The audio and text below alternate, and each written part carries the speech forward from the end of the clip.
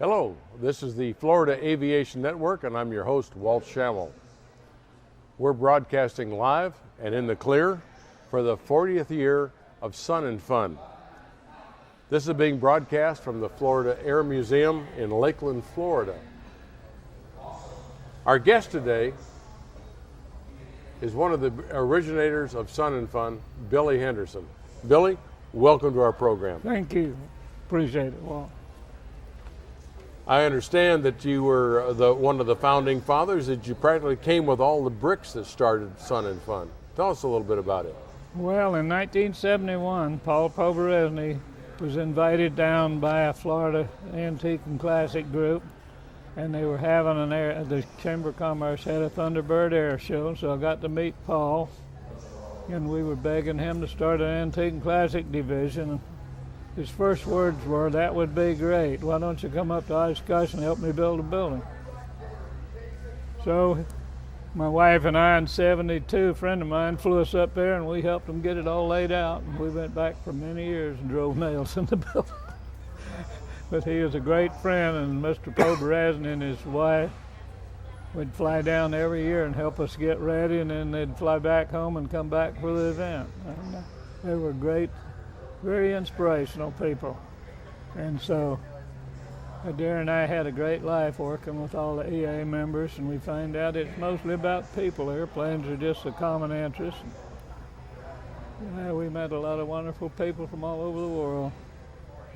And, so that was the inspiration to keep it going. The first one was a 3-day fly-in in January '75. And people were still coming in on Monday and Tuesday, so we went to a full week the following year. The first fly-in, I know exactly how many airplanes came in because we had 365 airplanes, so that's an easy number to remember. The next year it doubled. And then we decided we needed more room, so we leased this side of the airport. The city mayor and manager, all friends of mine, and they helped me get a lease going over here and helped clear the land. And then we went to a full week on this side. It's been a great experience, met a lot of wonderful people.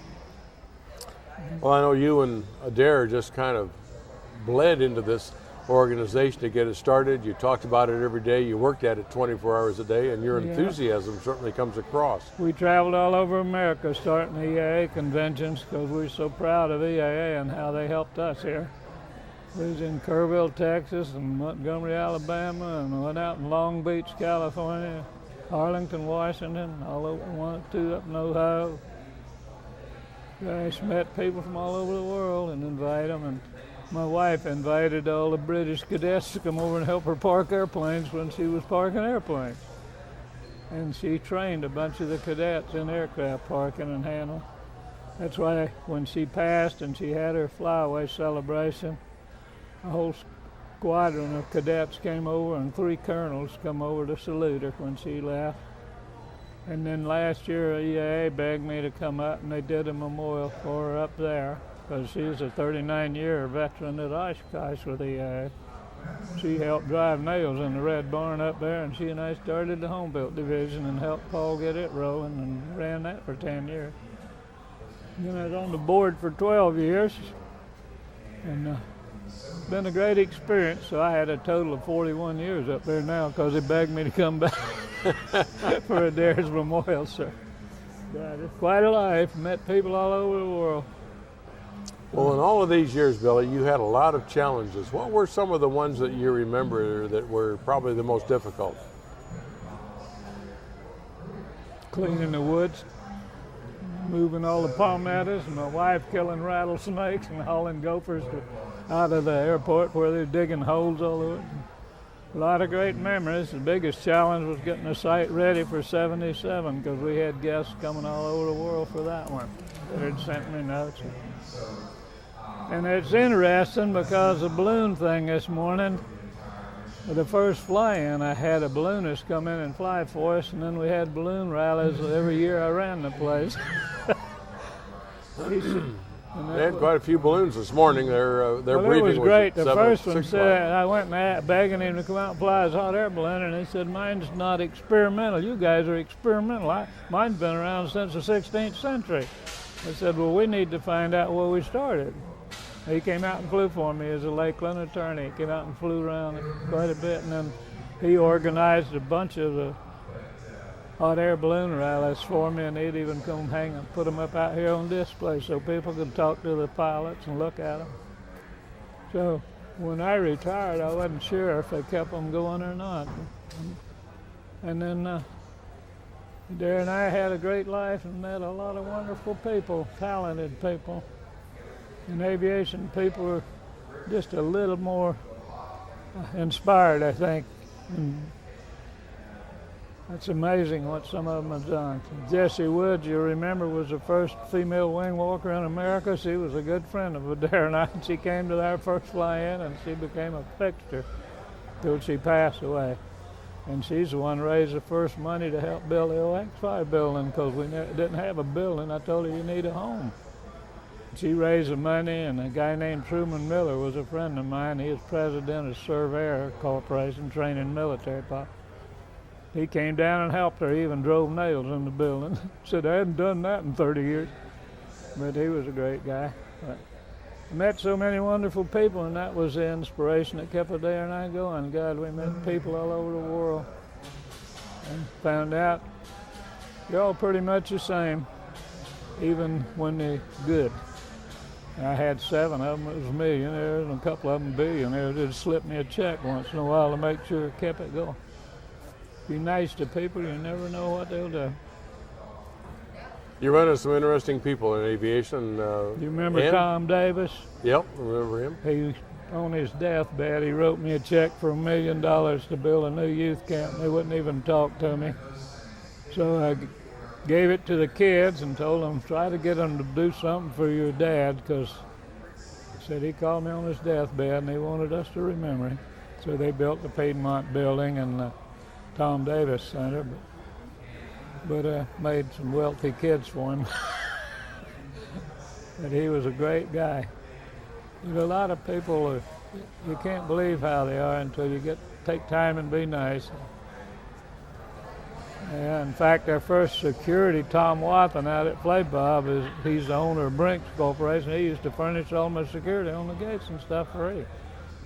So I went out there, and Adair helped us started flying out in California at Long Beach, because he wanted us to come out and help them get an EA flying going. And Ray Stitz lived out there, who was a fabric man. And so her and I are honorary members of that chapter still. It's EA Chapter 1, first chapter in America. So I met so many great people, and that would inspire you to just keep working, keep going. Eddie Hoffman built that amphibian, and him and Arthur decorated the whole wall, and this was going to become a maintenance center for the museum when we built the new one. And when I was retired, I had the money to build it, but they wouldn't even talk to me about it. So I had an interesting life. Only disappointments that Arthur and Pat Packard helped create the museum and helped design a new one across the road, and I didn't want him running it. And so he went out to Evergreen, and him and Pat helped him build that one, and he knew all the lawyers for Howard Hughes' family, so he talked them into bringing the Spruce Goose up from Long Beach and putting that in Evergreen. They begged him to move out there and run it. He didn't want to live in Seattle. I understand that. A lot of interesting folks. You can't hardly beat the Florida weather for airplanes and enjoyment. Well, I was lucky when you're nice to people. We went to the U.S. Weather Bureau and did research back many, many years. And we had had some bad weather in a couple of the fly-ins, and they recommended we move to April. And then you saw what happened here a couple of years ago when they changed it back to March. Weather Bureau said, all we can tell you is usually In February and March, you have rain, it's 2 hours or more, and in April, it's 2 hours or less. So we changed the dates to April, and that's where we stayed as long as I ran. That was from about 79 or 80 on, we went to April. We've been very lucky with shows in the past, and we've had excellent weather. Yeah. But there are those few times when we do have a few bad days. Yeah. Last year they tried again in March or February, and they had all them tornadoes go through there. Oh gosh! But it's been a great life, and a darn nice. Like I say, she was a 39-year veteran of Oshkosh, and they honored her, and that made 41 years for me. And Paul and Audrey would come down every year early and help me get ready. Sometimes slip me a check to put up some fence or something. And then they'd go home, get their DC-3 and load it down with some of their officers and directors and fly them down for the convention. At least 2 trips a year. Paul was quite an inspiration. Well, here we are right in the middle of Sun and Fun, but you were talking about Oshkosh. Are you going up there this year? I was a 41-year volunteer up there and 12 years on the board of directors and helped them build Pioneer Air Park and Fergus Chapel and the memorial section up there. Now, I had the money to build one here, but when I retired, they didn't talk about it, wouldn't talk about it. But they're begging me to come up again this year, so I don't know. Even though they're different, they appreciate all you've done. They still want to send me plane tickets. You need a hotel, we got a car for you. We'll stick employee passes in it where you can go where you want to go. They're great people. Said we got you a 6-passenger golf cart, because I know you know a lot of people come up and you want to show them around. Most of the pilots I know, you just mention free food and they'll be there. Yeah, that'll work. That'll work. But a lot of great memories. In fact, one of my greatest was in '83. Paul and Vice President Ray Scholler and Art Kelps, the treasurer, was down there with their families, and we went over in the hotel and sat up till 3 in the morning, me begging them to go home and stick a shovel in the ground. Let's build a museum up there. And he built one in Hales Corners. He said, I built one in Hales Corners, and I'm not as young as I used to be. And Mr. Poberezny called me after he got home and says, I've been thinking about it. And he said, I think we're going to go ahead and give it a whirl. And I still managing body shops. I said, I can't make it up for groundbreaking, I don't think, but when is it? And he said, September 13th, 1983. Said, I promised him I'd give him 10 grand if he'd stick a shovel in the ground, and then I talked Kermit into going up to the groundbreaking and give him $1 million. And Paul called back and said, God, that friend of yours just handed me a check.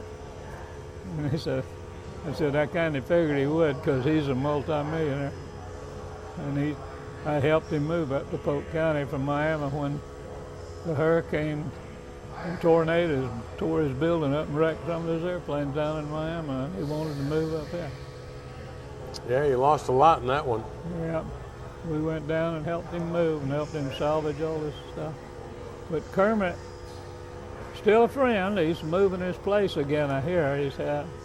He says he's going to make a lot of changes. He came by and visited this week and told me he's going to make a lot of changes. It wasn't as much attendance as he thought there would be, and that. So he's been there quite a few years. '93 is when we moved him up there.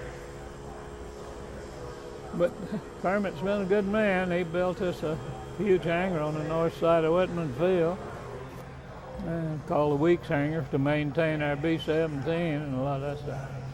But truly, it's about people, but it's wonderful. The whole organization, and what an inspirational bunch the Poberezny are, because I've got to fly a Spirit of St. Louis replicas and the B-17 bomber and all kinds of stuff I'd have never flown. So, it's been quite a life. Great bunch, and EAA in general was very innovative, always friendly. Well, in all the years I've been coming to Sun and Fun, I've never seen a long, sad face. They're always smiling and happy to be here. I remember one of the reasons we moved, I remember it snowing here one year. And Jack Cox said, I wouldn't have come down there if I'd have known it was going to snow. He said, well, I didn't plan on it. But Jack and Golda helped us, and he was a publisher of Sport Aviation magazine, and back then it went out in 32 languages worldwide. And we'd give them a golf cart and turn them loose, and them two helped us keep it going and spreading internationally. Great people. Golda's still alive. Jack passed away several years ago. Golda dropped me a note every now and then. They were great people. But, well, you've had a lot of support over the years, and they appreciate all the work that you've done here at Sun and Fun. Well, the new management does a lot. The people in between hardly ever even invited me out. I think this one, though, I was shocked that John Lights and his wife come to visit us there just before she died, and visited for several hours, and which I really appreciated, because that lady was wonder. She was special. God, she was a worker. Great lady. Well, now that you're retired from Sun and Fun, if you can call it that, and I know your heart's still in it, yeah. What are you doing now to fill in the days as a retiree? I've learned how to do laundry. I can cook with a microwave. It's amazing the things you can do if you have to. I did laundry the other morning before I came out here. I know how to mow grass already. That's not a problem. It's been a challenge. And as you suspect, I've learned how to shop at Walmart. I get notes from some of those people at Walmart strips. And they're real friendly. We got a store right near us, and the girls over here help me shop and everything else. They're nice people. But it's been a great life. Shopping at Walmart, that's a little bit dangerous with those shopping carts running up and down the aisles. Yeah, because they're not looking where they're going. They got their handheld radios looking at them and talking. Everybody uses cell phones now. I remember the old days when we used a paper checklist. I used to laugh at my wife arguing with my GPS on my car when I put one in. I don't want to go that way. Turn that woman on. What was the first airplane you flew? OX-5 powered Bird in 1936. I flew in it, and then I rode in the EIA's Trimotor Ford in Lakeland in 1937. And then I flew with Charlie Miller in Cubs, and then I restored a 41 Aeronca Chief, which was a trainer in World War II. And I restored it, got Charlie to check me out in that. Another guy that was part of our chapter. I started an EA chapter in '71 after I got home visiting with Paul and Audrey. And I put a note in the newspaper if anybody interested in building or restoring airplanes or something like to meet with you, and I had over 22 people showed up at the first meeting from all over Lakeland. I met a lot of great people, and that's what inspired me, was the number of people and the creativity, unbelievable. And then I talked the chapter into helping me start the first fly-in, and went to the city because I'd lived there all my life. I knew the mayor and the city manager and some of the commissioners. And the other thing, you got to be nice to people. I always invited Bernie Little to bring his Budweiser blimp out and take him for a ride. Bernie and I were friends. I wouldn't let him sell beer, but I let him park this racing boat out here so people could see his race boat. And he was quite a guy. That's quite a boat. It can go almost as fast as an airplane. He used to park it out here so everybody could come look at it and see what it was like. And he was racing all the time. And he'd take all my city and county officials or federal officials that come down if they want to go for a ride. And then Bill Brannon had a Trimotor Stinson, came to my first fly-in, I think, or second one. He hauled all my gas for a flight. Bill wrote a book last year, you know. He's the nice guy selling it. And he mailed me an autographed copy because Sun and Fun was the first fly-in he ever visited. And he hopped a bunch of officials for me at that one. Oh, guys, great people if you're nice to them. Have you, what's the last seaplane you flew? I think it was a Cub on float. Over I Browns? flew a 41 Chief belonged to Willie Ropp down in a lake in Lake Wales. He begged me to come over and fly his 41 Chief he had on float. Ah. I went over there and flew that. So. They had the splash-in Thursday. And they had a pretty good showing out there, but they've got some really strange-looking seaplanes. Yeah. The guy running the seaplane operation was an F-16 colonel in the Air Force out of MacDill. And I met him at the first fly-in, and he had borrowed a friend's PT-19 Fairchild, and he got a propeller taxiing in high wind.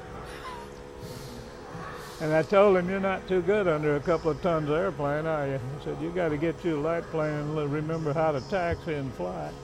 And he did. He bought him a PT-22, and he flew it for a long time. Then he built him a Thorpe. He built that while he was traveling all over the world. And then he came back. I hired him to go to work for me, helping for site development. And he was a great man. He was brilliant on that stuff. Bob's still around. Now he's running a seaplane. He's flying seaplanes and teaching students for Brown Seaplane Base over in Winter. Well, you've met some interesting people, and you put them to work in supporting Sun and Fun, and they enjoy every minute of it. Well, Jack Brown and his wife, Darren, and I started the first U.S. Power Squadron in Florida. And he was a good friend. I used to get to fly with him in his CB every once in a while. When he'd have a dead battery, I'd have to go jump him off at Lake Parker or something. He was a good man, great people. Yeah. Met a lot of them. Steve Whitman was special. He used to help me do all my workshops and for him. And I visited the whole weekend at up at Ocala at Leeward's Air Ranch. The weekend he crashed and was killed up near Birmingham. He started home to ice icing. People within TSB, after he retired, called and said his airplane's structural failure. They vectored him behind a big jet going into Birmingham. I thought him and his new bride, his first wife had passed away and he remarried. They started home and they had a tail structural failure when it hit that wake or something. So great people. Old Art Kelps was the EA treasurer, and he gave us our first corporate airplane. When he lost his medical, he just gave it to us and said we can't afford a corporate airplane, so he mailed me a Visa card and said, go fly the airplane, I'll tell you when it's too much. And he'd call me and get that airplane up to Oshkosh, or go here, they need you to. I'd fly down and pick him and his wife up and take them up to Hilton Head and drop them off and go pick them up, because they had friends they like to go pick. About once a year, I'd go pick them up and haul them to Georgia. Great memories, though. Yeah. And the dear learned how to fly, and she didn't have a piece of paper and didn't want one. She just wanted to know if I had a heart attack, she could take me home. Yeah, the AOPA pushes that pinch hitter course, and that's a good one. Well, Adair was a good pilot, but she didn't want to go through all that junk. Yes. And she was a good pilot. I remember her learning to fly at Lakeland and shooting landing, and she called the tower. And they said, you're cleared to land and land and land. So they said, what's that about? Says they, just approved you for a couple more bounces like you did that last one. Oh gosh, I had a lot of great friends. We helped them get the tower built here. I used to have controllers come out here with handhelds and run my traffic light. Yeah, you've seen a lot of changes out here in the years. Most of them good. This is confidential, but I think together, working with the city and airport manager, I'd go up to Washington and visit every year with the administrator and staff and invite them down. In fact, George Bush's assistant, Sam Skinner, used to come down and even talk them into buying an airplane. He bought a 234. And he'd meet me up there and we'd go visit. And I think we brought in over $30 million over the 25 years I was here from the FAA grant. And Sam Skinner, the president, said he'd met me up there, and I had abusive for money to build that new FAA building that was built up there. And he said, you want a what? And I said, a check for $240,000. Sam Skinner, Bush's aide, said, give a man a check. You spill more than that on the floor around here. I said, what else do you want? I said, I want you and Sam to come down and dedicate the building. I'll have it ready by April. And they did. They came down and brought me a check for a runway extension or something. Yeah, I met a lot of wonderful people. Well, Bill, it's been interesting talking with you and reliving some of the old days. Well, I had the president or whatever it is, or commander out of Venezuela. Had some folks, we helped the Brazilian Air Force when they did their first aerobatic team come up here, and they flew their first show, and I arranged for them to tour the country because I knew all the people, all the other fly-ins. We met a lot of wonderful people. Captain Cook was coming up, but then they had a rumor that he had had a runway collision on the runway with another aircraft over there.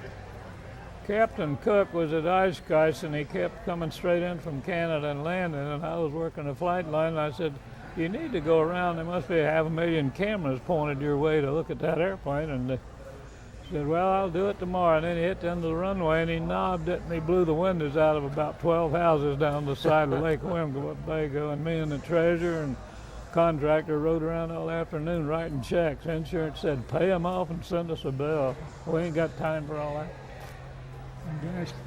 A great bunch of people. Well, thank you, Billy. We're glad you could help us celebrate 40 years of Sun and Fun. Like you got to be nice to people, Walt. People are nice if you treat them decent. Absolutely. That's what Sun and Fun's about, Airplanes are just people. a catalyst. And thank you for joining us at Florida Aviation Network. I'm Walt Schammel, and we'll see you on the next one.